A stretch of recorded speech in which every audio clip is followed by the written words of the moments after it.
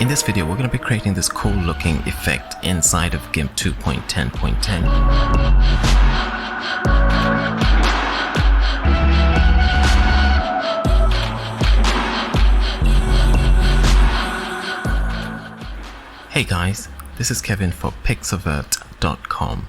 It's basically a pixel stretch effect which has been stretched around into a circle. Now there's a couple of ways of doing this. This is one way, and we'll probably be doing something like this in this video. This other technique includes a little bit of transparency or translucency around the pixel stretch, and this one requires an effect which is found in Gimp 2.10.8 but not in Gimp 2.10.10, and that's the edit fade command, which allows you to blend two edits together to create this kind of translucency. So we're not going to be able to do this in this video, but if you've got the edit fade command in your version of Gimp, you should be able to get something like this, and I'll try and show you how that's possible. You need to understand the stuff in the pixel stretch effect. Google this video, and on YouTube you should be able to watch it in about 3 or 4 minutes, and it will show you the techniques that we're going to be using in this video. We're going to be using this image here, which I'll have a link to this if you want to work on this. You just need to create a mask around the dancer. Just use whichever technique you want for that. The selection that I made was using the fuzzy select tool, which you can just put it on add, have a lowish threshold, and then it will allow you to select the background. This is the mask that I created. You can tell it's not perfect, but it's good enough for our purposes. So we are going to be first of all creating the pixel stretch. So I'm going to go to the rectangle select tool, and you'll need to watch the previous video to understand what we're doing here. We're going to create our selection just running across the guy's leg like that. We're going to copy and paste, and it's a fairly long selection, so I need to cut out some parts at the top. Click off the fixed size, and then just use the rectangle select tool to cut away the parts that you don't need. So I'm going to choose edit, cut. Same down here, edit, cut.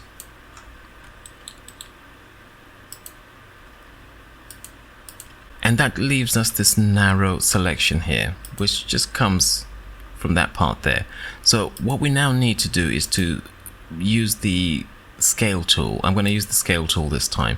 Now it looks a bit too tall, so what I'm going to do is I'm going to click away, and we will choose layer, crop to content, and then try to scale that again. That's a little bit better. It's more restricted now. So in Gimp 2.10.10, you need to hold down shift when you're doing the transform, otherwise it transforms proportionately, and we need to transform it to form a square or something that's similar to a square. We can then drag this down underneath the other layer, choose filter, distorts, polar coordinates. You might want to choose map backwards as well. Sometimes that helps to get rid of this little line here. To get rid of that line, I'm going to duplicate this. On the lower layer, we're going to use the rotate tool, just rotate it a little bit, and then we can merge down.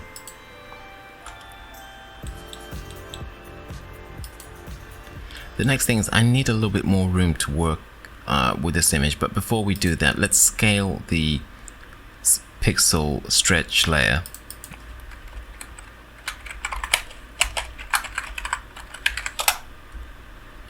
So I just hit enter to change the title of the layer. Let's use the scale tool, and we can just click and drag like that to rescale. In Gimp 2.10.10, you just click and drag. In previous versions of Gimp, you can hold down shift to get it to scale proportionately. As you can see, we need to extend the size of the image, so we'll click on the crop tool, reset it by clicking down here, and then I'm going to select the entire image, click on allow growing and expand from center, and then we can just expand it a little bit like that. Then I'm going to link these two layers like that, and we will just use the move tool to center those two layers just a little bit like that. Next we can unlink the two layers. What I'm going to do is to click on the top layer, right click and choose layer to image size. So one of the things Gimp does not do, it does not do its own layer management. You've got to do that yourself. Instead of doing that for the background, actually let's do it for the background layer. We'll choose layer to image size, and then we'll drag in black to that layer. To create a better looking backdrop, you can do whatever you want to do. But I'm going to create a gradient, and I'm going to run the gradient from blue to blue, radial. So we'll just click in the center there, just drag out like that. But you can use whatever kind of background you want. If you haven't got a blue to blue gradient and you want something like this, just choose blue and blue for your foreground and background. Make one light, make the other one dark, and then click on this button here to change the directions if you want. But that's basically how you create this type of background. Turn these ones on, and then we'll duplicate the top layer. We'll click on the image layer, not the mask, and then drag black into that image layer, and we can actually call this shadow. We'll drag this beneath the other layer and then just move it so that it looks like a shadow, and we'll give it a nice blur, Gaussian blur. Now nothing happens because I'm working on the image layer, not the mask layer, so we need to work on the mask for the shadow. Awesome. And just to give it a bit more depth, I'm going to duplicate it, and we'll maybe blur this new one a little bit more, move it a little bit, and that's it. And then we'll merge these down, so right click, merge down, and then I'll drag this one, no, we'll create a group, a layer group. We're going to call this pixel stretch. And this one is going to get a layer mask, but basically we'll drag the shadow into that and drag this bad boy into that as well. Then we'll change the blend mode for the shadow layer so that we'll get rid of this little bit here. We're going to change the blend mode to multiply, and that looks awesome. That looks really, really cool. Let's change it to multiply. That's a little bit better. Okay, so now it's clipped, whereas before it looked a little bit like it looked like that. With the multiply mode, it looks like that. So there we are. The next thing I'm going to do is to create a new shadow right at the bottom there. So we'll click on the top layer and then click on the paint brush, make sure black is the foreground, and then we will reset the brush tool, the paintbrush tool. Take the hardness down to 0, increase the size to a huge amount, about 800, and then I'm just going to click once around there. Next, oops, I need to make sure that's on a new layer, so let's create a new layer and then click once around there. Next, we're going to use the scale tool, so we'll just scale this layer. I'm going to choose layer, crop to content, and then scale it a little bit more. So I'm holding down Shift and Control, Shift and Command, but depending on the version of Gimp you're using, you might not need to hold down Shift.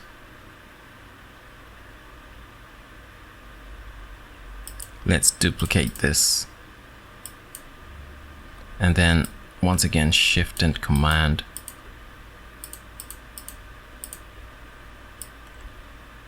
Stretch it out, and then we'll once again right click, merge down, and put this on multiply, and then move this just above the layer group there.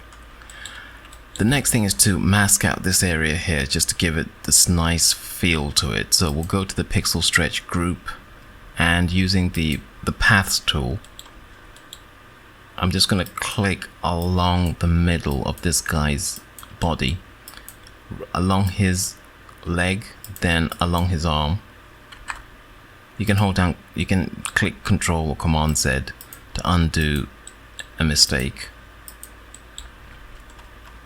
Then we'll go outside like this, and then hold down Control or Command just to link everything together. So now it looks like that. Then hit Enter. We can now add a layer mask to this entire group. So I'm gonna just click away so that you can see what the selection looks like. We will right click and choose Add Layer Mask, choose Selection, Invert, Add, select None, and you could finish there if you wanted to. I mean, that's looking pretty good.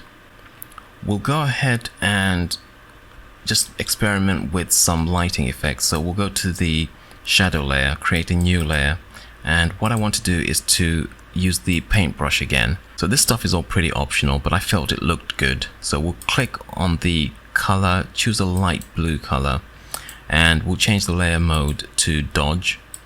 And I'm just gonna reduce the opacity quite a lot. The hardness is down at 0. We're working with a large brush size. Opacity is about 20%. And I'm just gonna click, just brighten things up like this. Take a little bit more care doing this if you want to.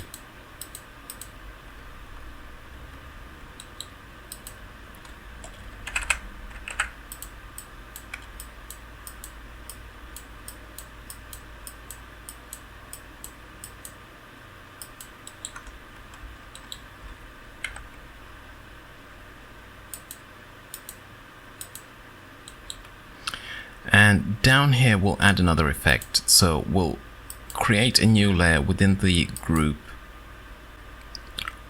We'll change the blend mode to multiply, and using the same brush and same color, we'll just darken the area around here. And because it's in the layer group and on multiply mode, it's going to be clipped to the background layer, so it won't go outside of the pixel stretch layer right at the bottom there. And that's, you could take a bit more time with that if you wanted to. I'm just going to apply a blur to both of the layers that we just created. The glow layer, let's call that glow. And let's call this shade. And we'll just apply a bit of a Gaussian blur just to blend everything in. The next thing I want to do is just to show you how to create that translucency effect. Now this is something that you can do in a couple of ways. We can copy and paste this layer, but before that actually works, let's right click on this layer, choose layer to image size, and then we can copy and paste. We're pasting into the layer mask, anchor it down. Now you can see it's just destroying everything, so we would need to use edit fade command and then reduce the opacity down to around 20%, but we can't do that in GIMP 2.10.10. You can do that in previous versions of GIMP. So over here, what I'm going to do is to show you another technique you might use, which is the gradient tool. This time put the shape on conical asymmetric, make it black and white, and then make it foreground to background. Foreground is black, background is white, and then I think it runs like this. You're working on the layer mask, so that's obviously incorrect. Let's do it like this. That's a bit better. No, that's still wrong. Let's do it like this. And we'll swap these two around like that. And that gives us that little bit of translucency happening there. Again, I would probably want to be using the fade command. So I would hit enter, and then I would use the fade command just to fade that effect into the rest of the design. Since we can't do that, I think I'm actually going to continue with this. I'm going to continue with it as it is. We'll go to the top, right click, choose new from visible, and then choose filter, enhance, high pass. Now the default settings are okay, but we're going to reduce the standard deviation to 0.9. And we'll increase the contrast to about 1.5. In some versions of GIMP, this doesn't work very well, so you can just miss this part out. change the blend mode to soft light, maybe to linear light. Okay, that's looking good. Actually, I'm just going to mask this so it's just affecting the guys, making the rest of the image look a little bit scraggly. So we'll mask to selection, and then we'll mask, add a layer mask, selection, click off invert, add, and that will just limit the effect of this sharpening to the guide and not to the background. Select none, and then right click, choose new from visible, filters. This is again really optional. We're going to add some grain, so just type in grain and we'll choose add grain. I'm going to go with the default settings, choose output to new layers, hit OK, and that will add a little bit of grain, this nice little grainy effect to the final image. And one last thing, I'm going to use the gradient tool again. We'll go and work on the top layer, change the blend mode to linear light, and then change the blend mode to this blue color again. Change the gradient to this blue to light blue again, and then we'll just draw out a gradient like this. Make sure it's on radial, and then make sure the top is the bright part, so just click on this to reverse it if you want, and then we can reduce the opacity quite a lot.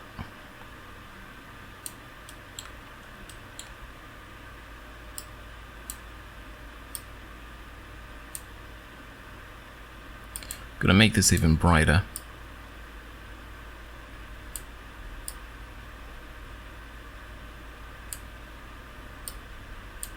Make it a bit more opaque.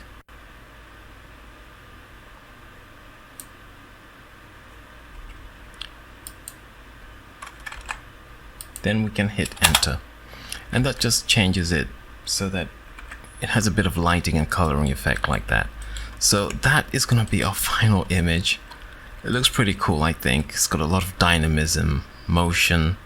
I think it looks pretty good. Anyway, let me know what you think of this. Any questions, leave them in the comments down below. Again, remember to watch the previous video first, otherwise you'll be completely lost with this one.